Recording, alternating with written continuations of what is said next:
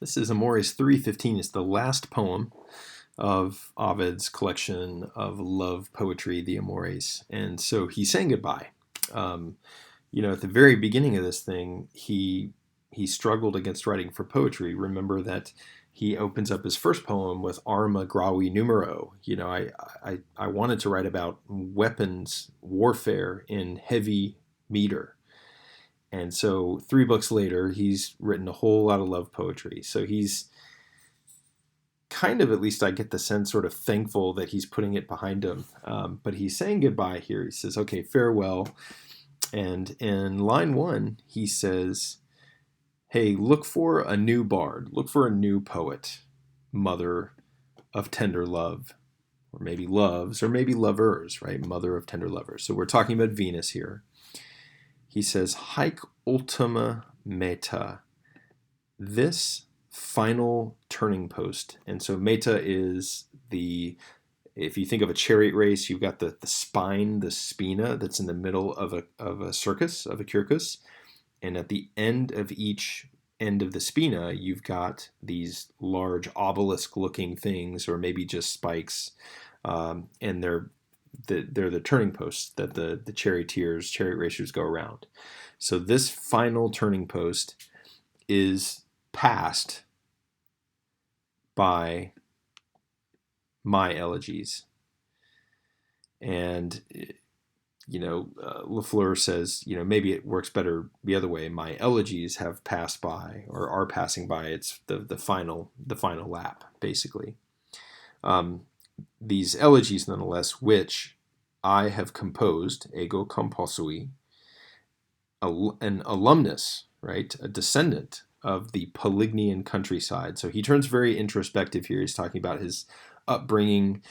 He is from Polignia, a Polignian tribe in central Italy. And they have a rich history with the growth of Rome. They took part in the social wars, a civil war of sorts for the allied tribes of Italy gaining full Roman citizenship, which Rome didn't want to give them. So Rome was using them for the military and taking taxes, but then was saying that they weren't completely Roman citizens, and the Polignians rose up along with dozens of other tribes, hundreds of other peoples around Italy to fight for that full citizenship. So that would be a source of pride for him coming from that country. So he says, I'm a descendant of the Polignian countryside. And by the way, this sort of slash here, this sort of parenthetical, my delight, and what he means by that is his poetry, nec de decoere, have not displeased, or have not dishonored, probably is the right translation here, have not dishonored me. So I come from good stock, and I haven't dishonored my name. If literally anything, because after si, nisi, num, and ne, ollie takes a holiday, so this is not what, but anything. This is, so if this is anything, if my upbringing is anything, all the way from my ancestors, from my forefathers, the ancient heir of my ordo, of my clan. So if this is anything, the ancient heir of my clan, all the way back from my forefathers, not just by the turmoil or the whirlwind of soldiering made an equestrian.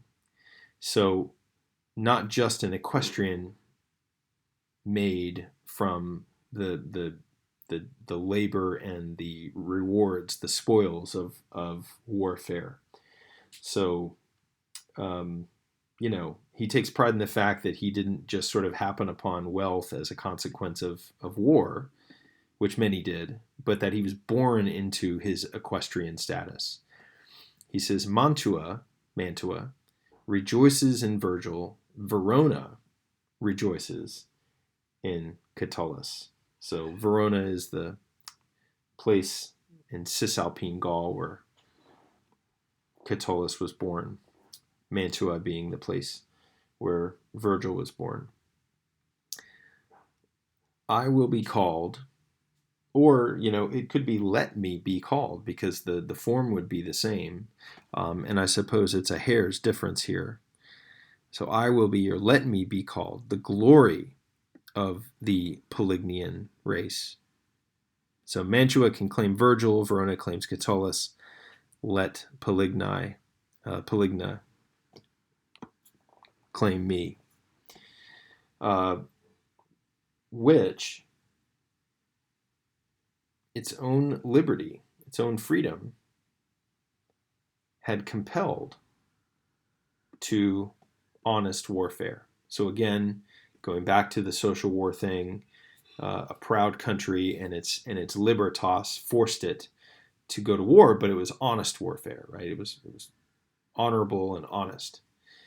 When anxious Rome anxiously, maybe we could say, feared its allies' hands.